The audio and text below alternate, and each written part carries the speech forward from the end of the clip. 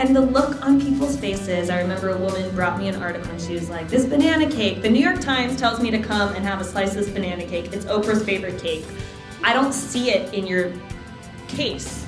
And I was like, it's right there. It's the one that says banana cake. And she's like, that's not banana cake. And I was like, of course it's banana cake. You're listening to the Taste Podcast. I'm Editor-in-Chief Matt Rodbard, here with Senior Editor Anna Hezel. Today on the show, we have Christina Tosi, chef, TV personality, Milk Bar CEO, and chief compost cookie maker, and author of the new cookbook, All About Cake. We also have Chef Dan Holzman later on the show answering one of Matt's burning food questions. Matt, what did you and Christina Tosi talk about? Christina Tosi has written a book about cake, and it is amazing. It is really a cool book, and we talk a lot about cake in this interview that we did live here at Penguin Random House. We talk about yellow cake and how it has this weird artificial flavor that everyone loves, and what is that flavor exactly. We also talk about the digital scale and how everyone really needs to invest in one. What's the difference? What's the difference between just like measuring with a cup measure? I think it really means the difference between a good cake and a bad cake. I mean, that's really what it comes down to. Precision is essential in pastry and home cooking, and she really dives into that topic. And there is a mug cake recipe in the book, right? Yeah, there's a mug cake recipe. It's like one of the most popular internet recipes of our generation, and she really dives into it. We also play that fun schoolyard game, F, Marry, Kill. Ooh. Christina decides which classic American cake she wants to F, marry, and kill. I can't wait to find out which cake Christina Tosi decided to kill. Yeah, it's a good one. You'll have to listen to find out. Here's Matt talking to Christina.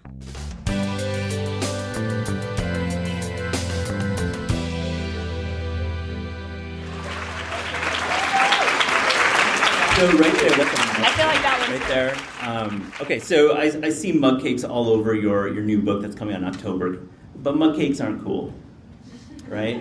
I mean, Like cakes were really cool for me when I was like 12, 13, 14, 21, 35. Because this is like my late night, if I'm being really honest, this is like my middle of the day or late night go-to.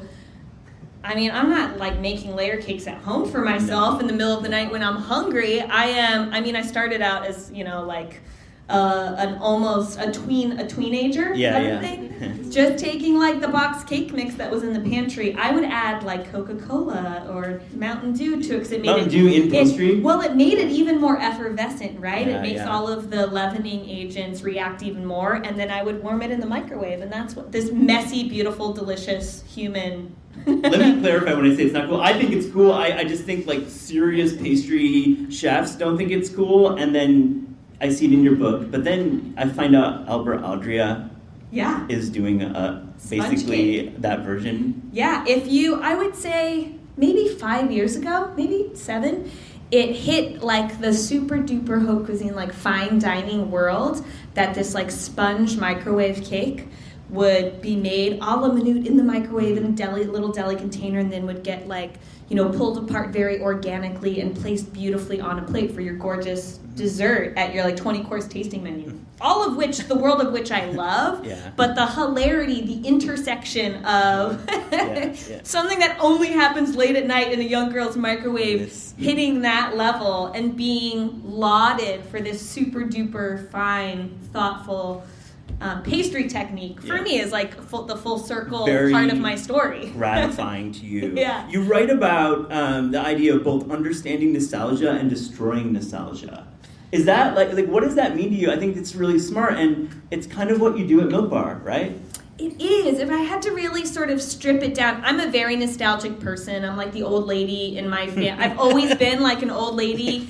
At heart, I am the person that, like, when hand-me-downs come, they always come through me. If someone is downsizing, if someone has, like, an old dresser, it's like, give it to Christina. She won't. The family doesn't want to let go of it, but nobody else wants it. I'm a sentimentalist, I suppose.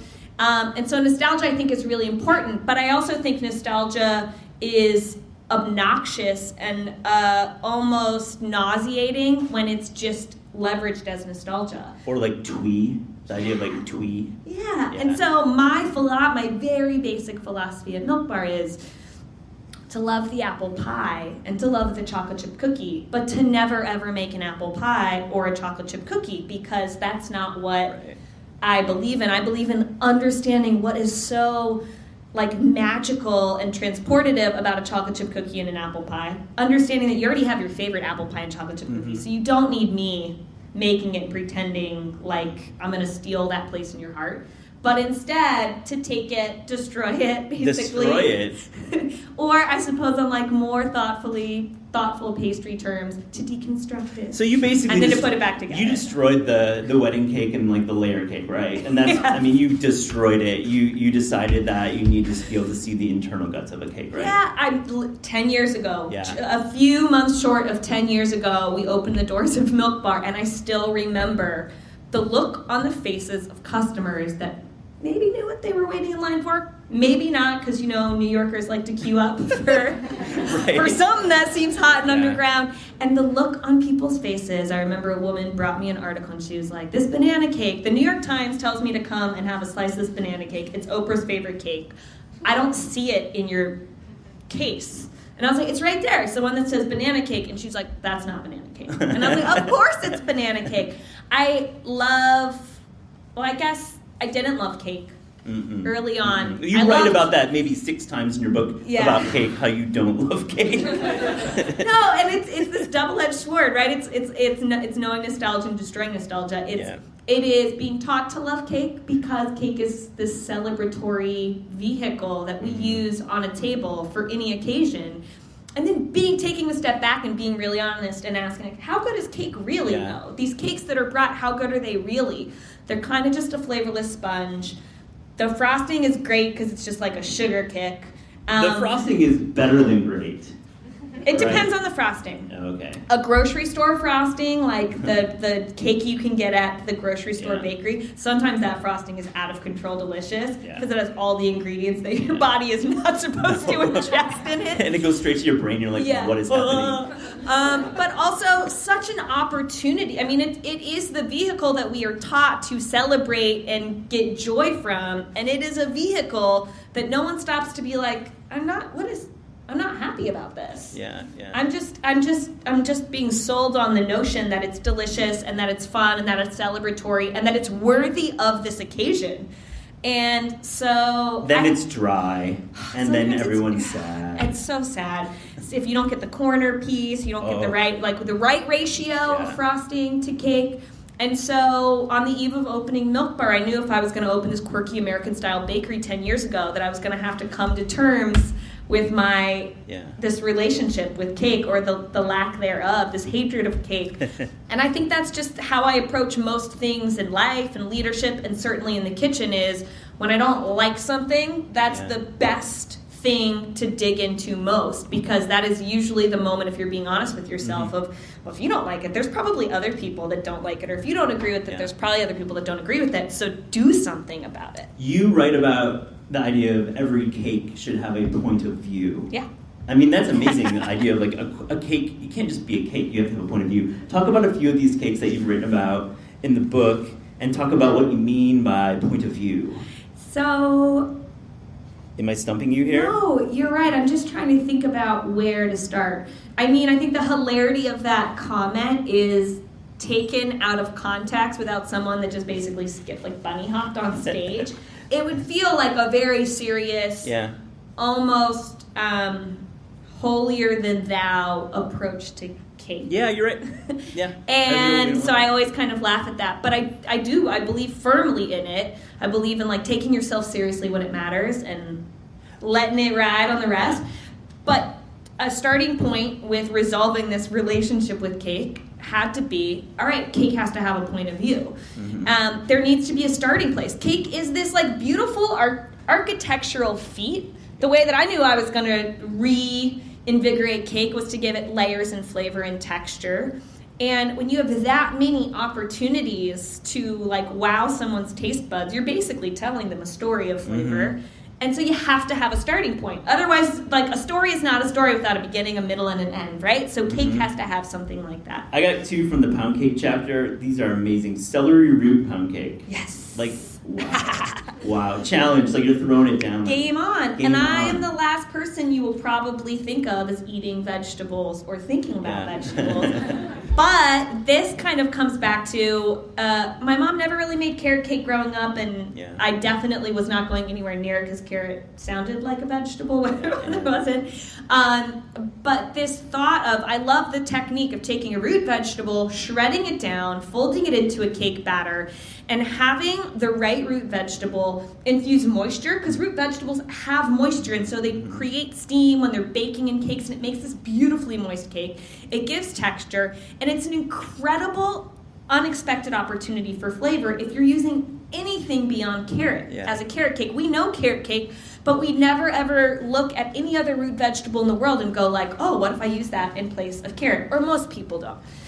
And I fell in love with celery root. Working in fine dining restaurants and eating out, I love that it's like a little earthy, it's a little wild, it has its own innate sweetness in it. And I was like, I'm gonna bring this home. I'm gonna bring this home. You use a whole wheat. Yeah, there's whole wheat flour in it. You can kind of riff with whatever root vegetable or whatever type of flour you kind of want to pair together. Like you could totally do like caraway flour and red beets, right? Like that makes sense in terms of how you eat. And then slicing it as a pound cake with some celery leaves or some lovage and some pickled strawberries and some strawberry whipped cream. And so I think strawberries and celery are the two most delicious flavors when paired together. And it's taking the humility of a carrot cake, making it even more humble into a pound cake, and then also thinking about cake as a piece of toast. Yeah. I got another one too from that chapter, banana green curry pound cake. I'm just like loving the pound cake chapter. I love that you love the pound cake. It's a really, so the book, because they're easy to make. They that's why. are. The They're book really in and of itself, you hear Milk Bar all about cake and you might go directly to like the birthday layer cake. That is probably on everyone's Instagram feed, rightfully so. If it's not, you're not following the right channels. Yeah. But I wanted to write a cookbook about cake that didn't start with where you thought it would start. That started with how we think about food and cooking at Milk Bar, and that starts with the most simple, most humble pound cakes and bundt cakes, things that you just need a bowl and you just need a whisk and some ingredients whisked together to make. And to show that those two simple pieces of equipment and imagination can deliver the same excitement as a gorgeous layer cake, which you're taught to make later in the book. Yeah. And so banana green curry is like too many like late night curries as a cook, because that's oftentimes the type of cuisine you can get your hands on at 2 o'clock in the morning. Traveling the world, I love the way curry can hold sweet, sour, salty, and spice. I don't put like red chili pepper flakes in all my desserts. I don't really play in spice, but the way it's able to hold a really ripe banana, which anyone that has read any of the Milk Bar cookbooks knows how obsessed we are with really ripe bananas. The technique of the ripe banana is ripe banana. It's basically just the brownest brown banana that you would have thrown away long before. That is the secret ingredient for anything deliciously banana. Yeah. And basically using these two basic ingredients as peasant food, what you could find in a random bodega in New York City, and the amazing aroma and flavor and texture that it makes as a pound cake. You can make it into a layer cake. You can do whatever you want with it. I would prefer, again, to just slice it, toast it in the oven, bring it to work as a loaf, put some butter on it, some salted butter. We done.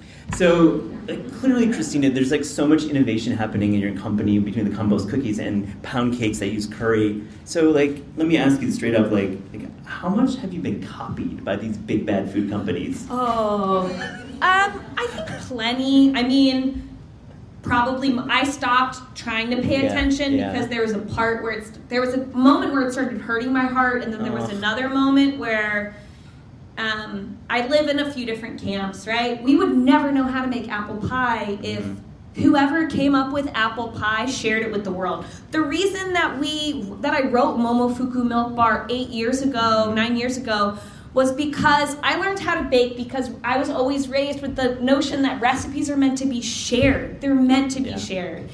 The number of bakeries that own that book and basically just have like Momofiki Moo Bar in like Wichita, Kansas. I don't know, whatever that is. I believe in being inspired, not being influenced. Other people believe other things. I think the thing that I always try and tell my team is we know why we do what we do, and we know how we got cereal milk to be just what it is. We tinker with salt levels and sugar levels and corn levels and steep times to get it just right. We know the boundaries of it. We know why we landed where we landed, and we will always be the best custodian of our own creations. And if we inspire, I want to inspire like the next generation to never frost their cake. But with that also comes the fact that plenty of other people might be overly inspired by making that money from your ideas making too. That money. But you're doing okay yourself. You've taken on some money yourself, right? Yeah. Private money. Yeah. First time in 9 years? When we were 9 years old, I decided to stop, take a look around, and realize that growing the business organically, which is what I had done up until that point, that the world was basically changing and moving faster than I was able to create and iterate and innovate and grow my vision. And so I stopped and had a moment and decided to do the damn thing and raise some money. Deal. And it's been an incredible point of leverage. Obviously with finance comes responsibility, but I'm a pretty overly responsible person, even though I'm stuck in like the spirit of a child. Yeah. And it's given us opportunity to build our team and make more thoughtful decisions, and to not mean that I am wearing 50 hats, that I can wear the 3 hats that I love to wear most, and to bring in some pretty incredible individuals to our team to help make Milk Bar even more special. Will there be mall kiosks like Dippin' Dots for Milk Bar in the coming future? I think that I would have to be like away in the mountains for that to be a thing. I kind of like test my appetite. Yeah. I would rather have like super cool soft serve vending machines. Yeah. Like I can get down with something like that as long as we're not, when everyone zigs, we zag. That's kind of like my best roadmap. And so, I mean, I grew up in the suburbs, so the shopping mall was the coolest place I could go for inspiration. So I think it would be a matter of finding the way to do it that feels most like a reason. I would go to a shopping mall for a Milk Bar soft serve. I would too. That's why I'm like, you should do it. So, like, tell me about food court. Like, you're like in the when you're growing up. What's in the food court? Where are you going? Going to Cinnabon? Orange. Cinnabon wasn't in our shopping mall. Orange Julius. Orange Julius. Shout out. Who is Julius here in the house? Raise your hand.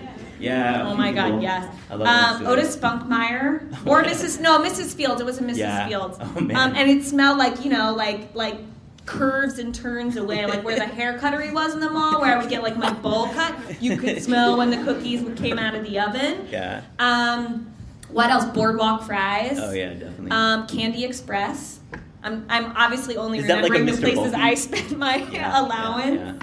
Yeah, it's like bulk candy. Bulk candy.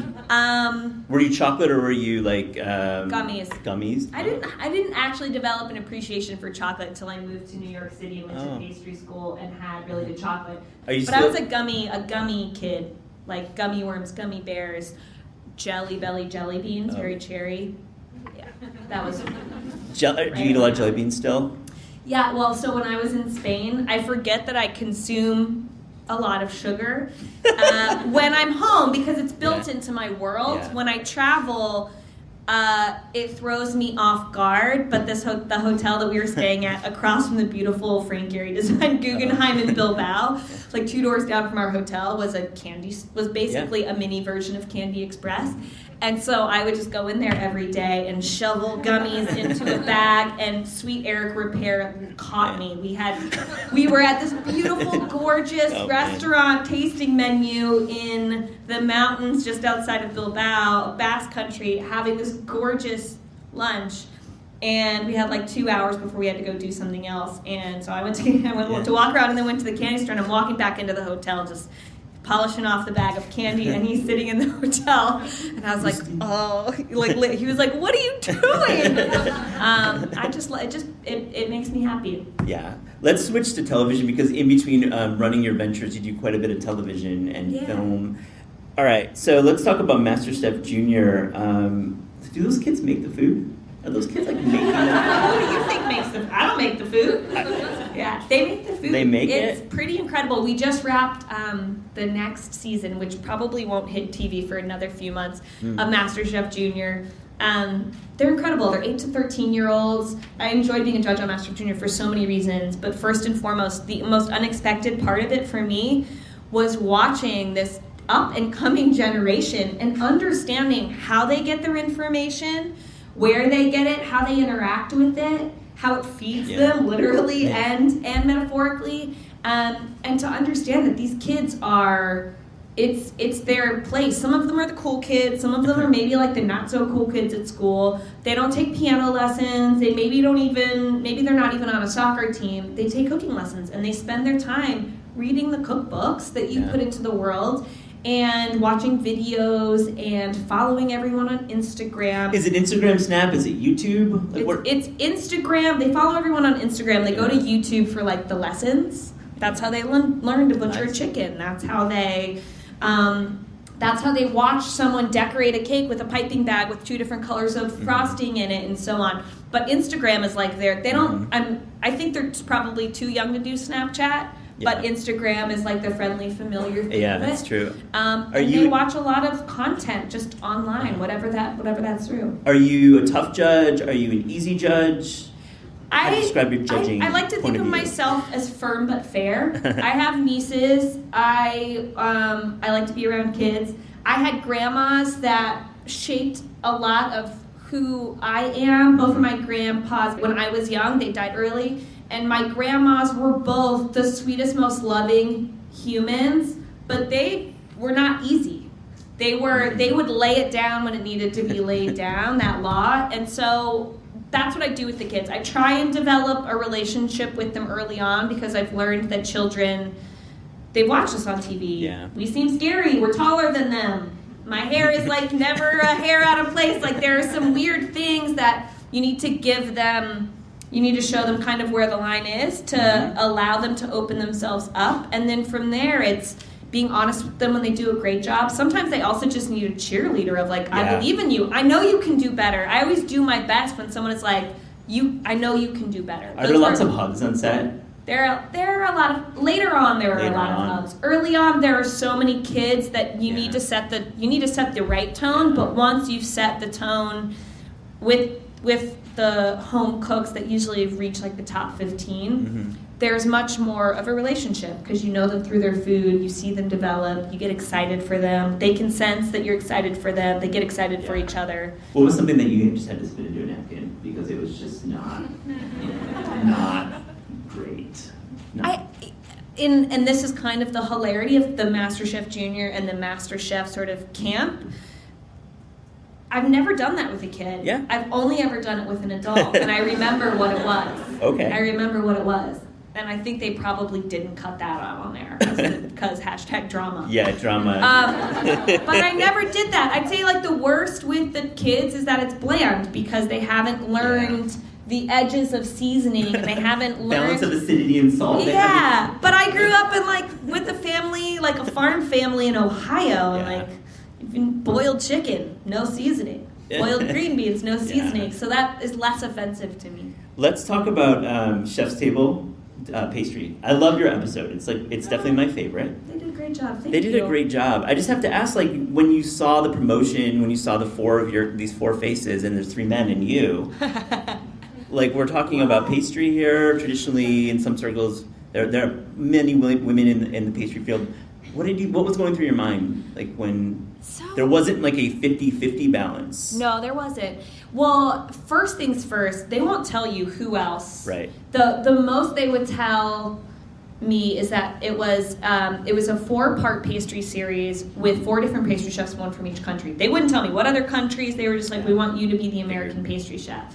And I have to say, there was a part of me that was like, I'm sensitive to the fact that I'm a female pastry chef because working in kitchens on my way up in New York City, it's like if they're really going to tolerate, at least back then, 10, 15 years ago, if they were going to tolerate a woman in the kitchen, it was like, fine, you can be here, but like go be over there in pastry. So for me, I always wanted to, I love dessert, and so I wasn't going to spike dessert just for that, like gender inequality, but I was always fighting to make it right on the savory side just to prove that point. So in a hilarious way, more than anything, I was offended, like, only 4 episodes of pastry? Yeah. That's all? Come on. Yeah. There's so many more amazing stories, amazing pastry chefs, man and woman. And from there, I was just honored to be the American pastry chef because I was worried that they wanted to make an episode that wouldn't be who we are. We have like cookie and cake factories in New York and DC and Vegas and soon to be LA, and we don't have this beautiful, pristine flagship where we have a very democratic approach to dessert beyond that. Like a cookie compared to a gorgeously composed plate of dessert, they're two very different things, and we don't apologize for what we do, and we certainly wouldn't ask a more fancily presented dessert to make apologies, but they understood it. I think the one thing that David Gelb, the creator of Chef's Table, said afterwards to me, because I was like, what? Yo, son, that's not cool. And he was like, honestly, we did it in the most beautiful way.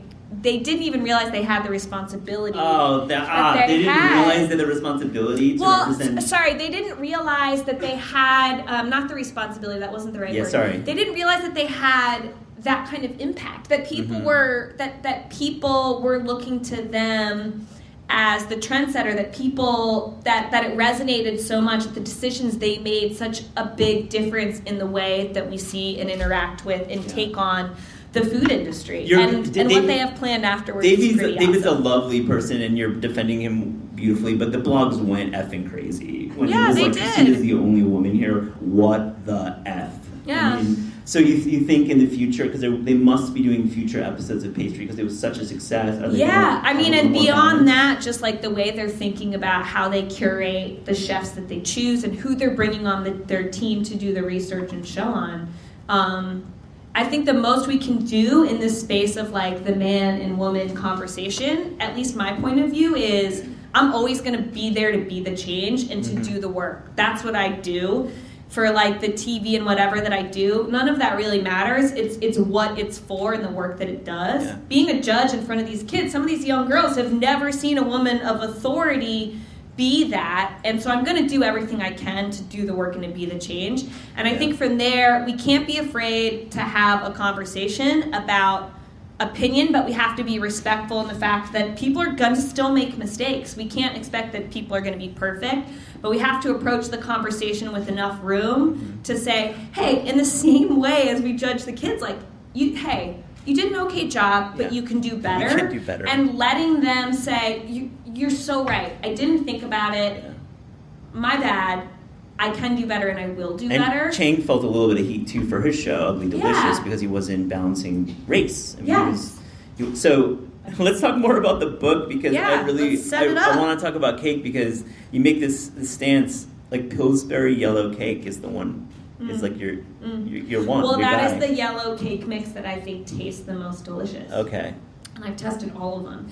In the book, we're not like, oh, here's a book all about cake. Open a box of Pillsbury cake. Add some eggs, some oil, some water. You're a star. 300 recipes more. We use yellow cake mix every once in a while for flavor. The flavor of yellow cake that most American palates know is completely manufactured. I'm pretty sure it was born from a flavor manufacturer in Ohio called Givaudan. And it's delicious, but it's a completely manufactured flavor. So it would be the difference of like a brownie cake mix, like the degrees of cocoa powder someone's using or what have you. But we use it as a flavor enhancer in certain recipes. There's a pineapple upside down cake, which, as you can imagine, is not really a pineapple upside down cake. It's all of the layers, and it's nostalgia and then destroying nostalgia. But one of the layers is textural, and it's yellow cake crumbs. And so you're taking this yellow cake mix and mixing it with unsalted butter and a few other things to make it crumbly and sandy, and then toasting it in the oven. And there's another part of it that is yellow cake frosting. Oh. Because why do we have to, why does only cake taste like cake? You know, that doesn't make any sense. And so we test it out. Inevitably, we take like the sourcing part of it seriously. We don't write cookbooks to like tee up a recipe that is not anything but the exact recipe that we make in our kitchen. It leaves us vulnerable, but at the same time, it's what I believe in as a chef. And so we went through the whole rigmarole of, okay, well, what if someone chooses this yellow cake mix? Is it going to make the same delicious yellow cake frosting? And the answer is no. So I love that you have broken the recipes into both weight and volume. So tell us about like the digital scale. Like why should everyone buy a digital scale? Like come on. This is a great example of take yourself seriously when it matters. And then every other time, like I don't care what a mess you make in your kitchen, you should make a mess. It's your kitchen. We have, if it were up to me, you would all probably be like, this is why you need a great publisher. If it were up to me, all of our cookbooks would just be in grams. They wouldn't be in volumetric measurements, which the cookbook isn't even in weight pounds and ounces, it's in weight grams. Yeah. So if it were up to me, and this is coming from someone that like learned how to bake with the same yellow plastic scoops that my great grandma did. Yeah, rounding exactly. at the top, yeah. We call those freedom measurements because when you start scooping cups of flour and stuff like that, the reality is you're never gonna get anywhere as accurate as if you measure it with a scale to the gram.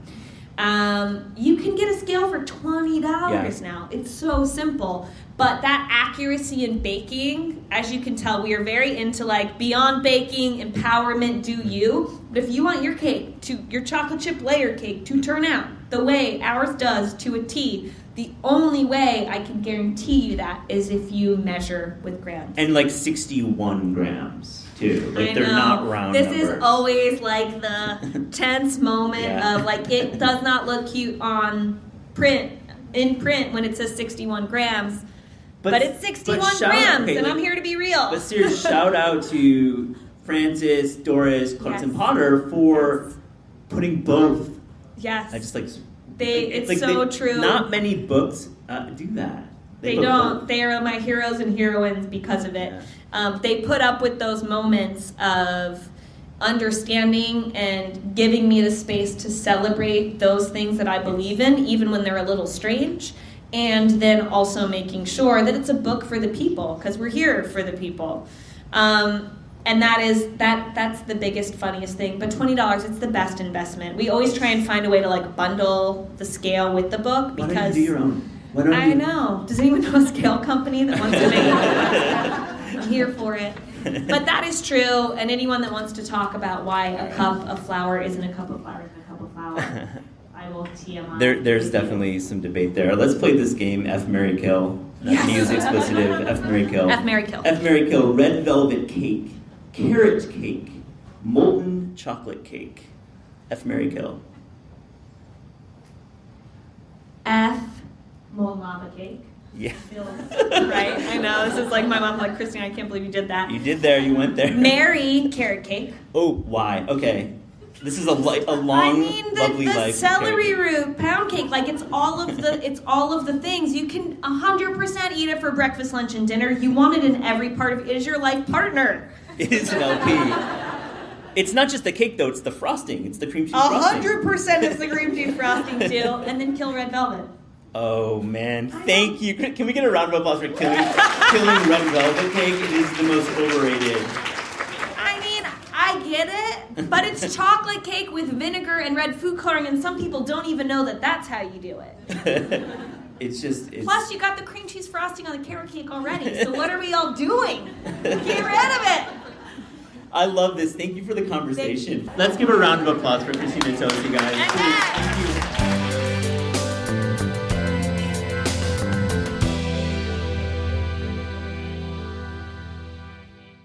Here's Chef Dan Holzman answering one of Matt's burning food questions. Dan Holzman, we read a column together called 100 Questions for My Friend the Chef. You are my friend the chef, brother. I'm a chef. I'm your friend. I am your brother. From another. Okay, I got a question for you. Neapolitan-style pizza, I love it. What is it? Okay, so Neapolitan-style pizza is pizza made in the style of Naples, the fertile crescent of pizza, just possibly, although probably pizza came from China because it seems like everything great starts in China somehow. Neapolitan pizza, it actually is controlled by like one of those DOC, Denominazione Originata, Controllata, Gratinata, whatever the Italian term that basically says the government stepped in and said, hey, fools, This is a very specific way of cooking pizza, and we want to protect it. And we actually have pizzaiolas, and you can get a certificate that says you are a pizzaiola. There are certain rules involved, like the size of the pizza, how long it can cook for, 90 seconds in the oven, 00 flour. It needs the tomato sauce is not cooked. You just take canned tomatoes, handful of salt, give them a squeeze. Obviously, it needs to have mozzarella. Not necessarily de bufala, which means someone's actually gone out and milked. Have you ever seen a buffalo? They're fucking huge. They're like 8,000 pounds. I don't feel comfortable milking a buffalo. They're mean. No. I got a question though. I love the pizza. I love the sauce. As you said, it's a very light raw sauce. I like the toppings, like the really like dots of mozzarella. But my favorite part about the pizza is the leoparding of the crust. God, the crust. That crust is my favorite. The elasticity, and then you flip it over and it looks like a leopard. The leoparding. I love that word, leoparding. Tell me, how do you do that? Leprosy and leoparding have nothing to do with one another. I just want to throw that out there. So here's the deal. Neapolitan pizza, you take dry active yeast, you mix it with 00 flour and water and salt, and you let it ferment overnight, right? And the 24-hour fermentation process gives it that like bubbly, acidic, almost like sourdoughy flavor, and it also makes the dough very elastic and gives it that kind of like, it's not a crispy crust pizza, right? So that's the first piece of the puzzle. And then it's a super hot oven, so there's no sugar in the dough. When you see golden brown crust, it means that there was some sort of a sweetener or sugar that was caramelizing the sugar. In this case, what's going on is literally you're burning the flour in places, but because there's a very low sugar content, the char or burned flavor isn't bitter, but actually adds like a certain smoky. It's like a smoke. It doesn't have bitter. It's like this accent that is so addictive about the pizza. And actually, when you make it, basically you put it in a wood-fired oven, very hot, 1,000 degrees. You crisp up the bottom on the stone, and then you pick it up. You throw a handful of wood chips in there to create a flame, and then you pick the pizza up to the very top where it's super duper hot, and you burn the crust. My question is, can you do this at home in a standard oven that goes up to like 500, broil goes to like 650? Not only can you do it, but I would suggest you do it right away. I don't think it would be considered like DOP, getting you an award from the Pope or something. The Pope would not. Well, you never know. What I would say is, first and foremost, pizza stones are great, but a pizza steel, a metal pizza stone, a thick piece of steel, because steel actually has a higher specific heat number, which scientifically means that it transfers the heat faster to the pie, so you get that crispy crust and it'll cook faster. And then do it with the broiler. So oven all the way up to like 550 degrees with a piece of steel in there, preheat it for like 35 minutes till it's smoking hot. Turn the broiler on, throw the pizza on the stone, or the steel rather, cook the bottom, and then lift it all the way up and cook the top under the broiler. For like 90 seconds. The reality is you should cook it until it's done. And whatever your broiler does. A lot of people have, decent broilers at best. Dan Holzman, thank you so much. Thank you.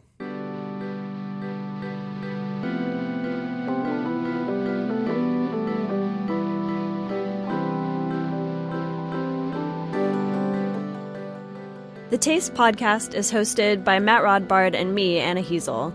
The show is produced by Gabrielle Lewis, studio recordings by Pat Stango, theme music by Steve Rydell. Interviews are recorded live at Books Are Magic in Cobble Hill, Brooklyn, and at Penguin Random House Studios in Manhattan. Visit Taste online at tastecooking.com. Thanks for listening.